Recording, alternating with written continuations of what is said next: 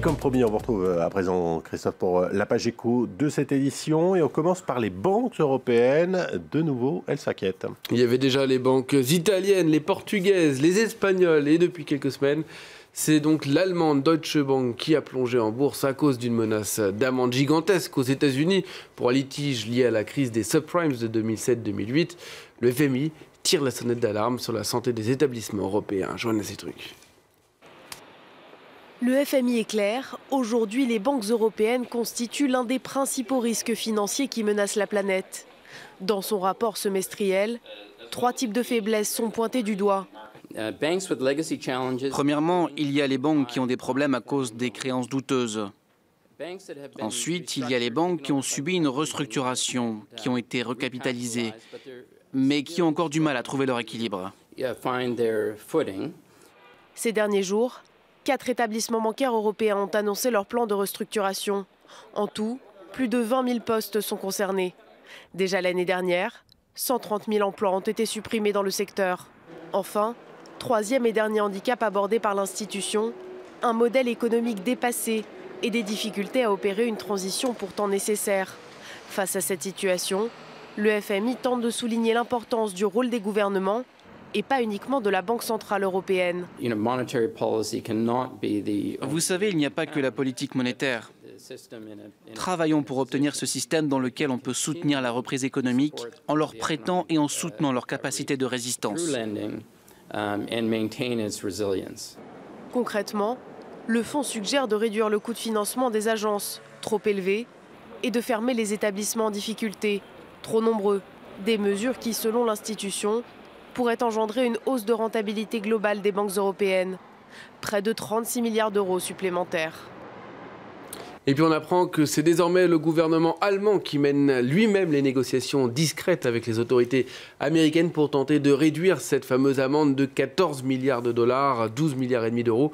C'est ce que révèle l'agence Reuters. Selon cette agence, ces discussions ne sont pas menées directement par le ministre des Finances, en déplacement justement actuellement à Washington, au FMI, mais à un échelon moins élevé. On jette un coup d'œil au marché financier. Christophe, à commencer par les bourses européennes qui viennent d'ouvrir. Et qui ouvrent tout en hausse. Le CAC 40 se reprend après sa légère baisse d'hier. Il gagne, vous le voyez, 0,3% à l'ouverture et repasse surtout au-dessus des 4500 points. Le FTSE, lui, gagne 0,1%, tandis que Francfort, eh bien, à Francfort, le DAX reprend 0,4%. Les bourses européennes suivent la tendance des bourses américaines et surtout aussi des bourses asiatiques qui, vous le voyez, ont toutes clôturé ou sont sur le point de le faire dans le vert, à part Shanghai qui, je vous le rappelle, est fermé cette semaine. Donc, ce qui a fait gagner ces bourses, eh bien, c'est la hausse des prix du pétrole et les indicateurs rassurants sur la politique américaine. À noter que les investisseurs auront aujourd'hui les yeux rivés sur Francfort, sur la BCE, qui doit publier ses minutes compte rendu de la dernière réunion de politique monétaire qui avait eu lieu le 8 septembre dernier. On passe à l'actualité en bref et en images. Christophe, à commencer par une nouvelle amende aux États-Unis pour une banque du continent européen. Cette fois, c'est le Crédit Suisse. 90 millions de dollars, c'est beaucoup moins que la Deutsche Bank, mais c'est quand même une certaine somme. Une amende pour avoir embelli la performance de son activité de grosse fortune. Le gendarme de la bourse américaine, la SEC, estime que les salariés du Crédit Suisse ont notamment dressé un tableau idyllique du volume de nouveaux actifs gérés par la banque, des performances qui en réalité étaient biaisées. Samsung acquiert un nouvel assistant vocal pour ses appareils. Le coréen rachète Vive Labs, objectif prendre plus d'indépendance face à Google et pouvoir contrôler également toutes ces différentes machines, que ce soit les téléphones ou les électroménagers. Et Vive Labs, ce n'est pas n'importe quoi, c'est tout simplement le groupe fondé par les 3 créateurs de Siri, l'assistant d'Apple. Ils avaient quitté Siri après son rachat par la firme à la pomme en 2012. Et enfin, la région PACA ouvre ses trains régionaux à la concurrence. Christian Estrosi, le président du conseil régional, a décidé de rompre toute négociation avec la SNCF sur la reconduction du contrat, estimant que le devis était beaucoup trop cher. La société italienne Tello pourrait notamment présenter une contre-offre. Les trains express régionaux exploités par une autre compagnie que la SNCF, ce serait une première en France.